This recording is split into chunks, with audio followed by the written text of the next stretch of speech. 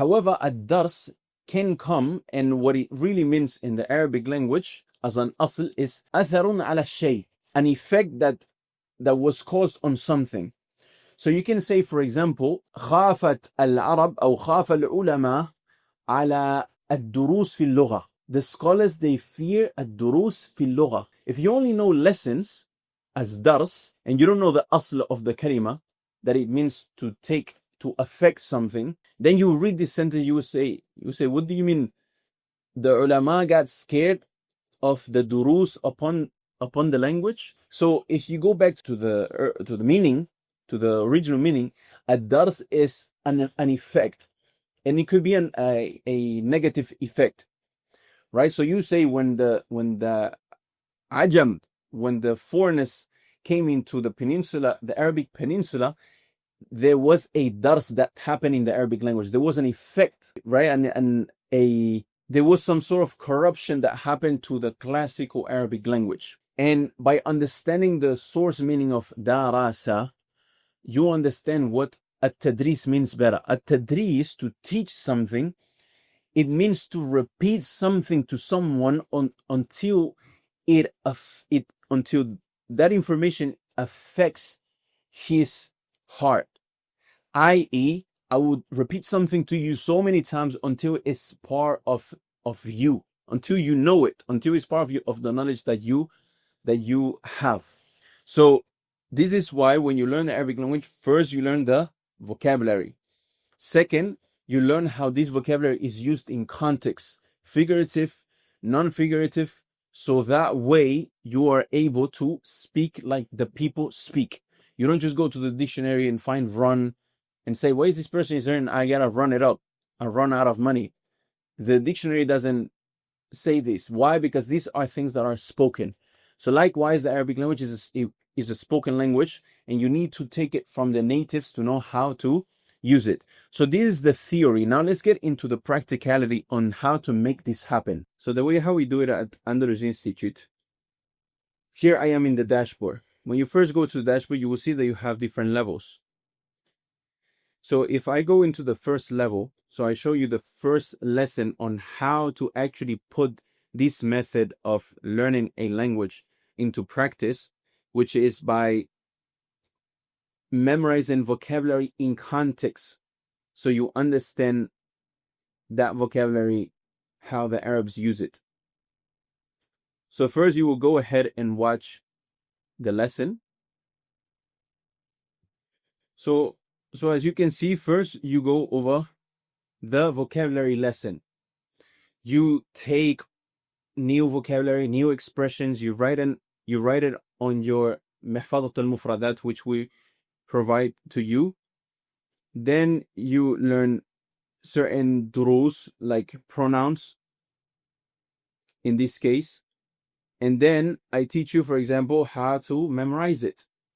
And so the point is that you watch the lesson, you learn how this vocabulary is being used in context from contextual texts, then you write it in your vocabulary wallet, and then you memorize it. Then once you feel ready, you mark this as watched, and you go ahead and book a call with your instructor.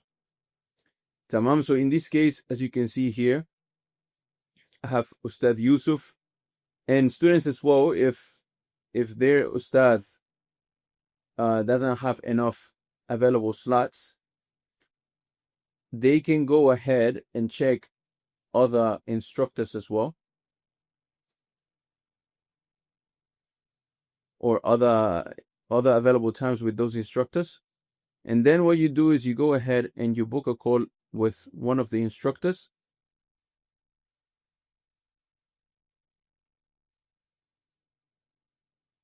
And as you can see now, I have a booked appointment with my instructor that you can make sure you don't miss by looking at the class calendar. You will receive a message as well. So as you can see, it's this one right here. And when it's time to join, you go ahead and join the lesson.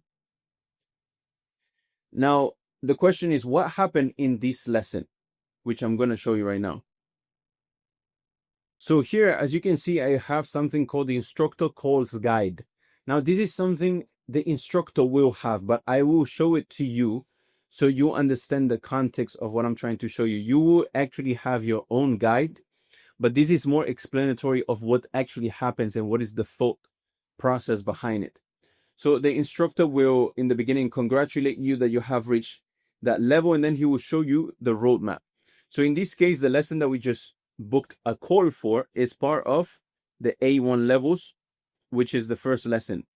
Now, as you can see in this part of this, in this stage, for the A1 from lesson 1 to 10, the goal is for you to memorize 500 Arabic root words, handle basic everyday interactions with memorized phrases, reduce language switching, speak at 20 to 40 words per minute, and read at around, you know, if it gets to 30 words per minute, then that will be perfect. And whatever is below, then that's normal.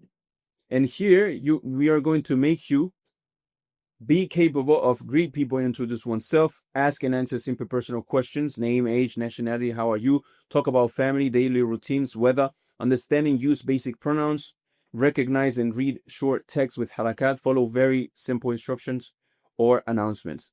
Now, the point of this guide is that the instructor, all instructors, we are doing the same thing, which is making you go through this roadmap until the end of the program. And as you can see, the roadmap, it gets from a very simple goal to a more advanced goal on B2 level. Now here for lesson 1, the instructor is going to be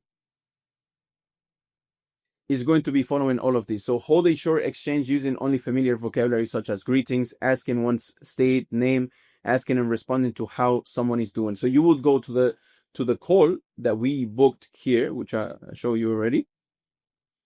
Tamam, this one right here.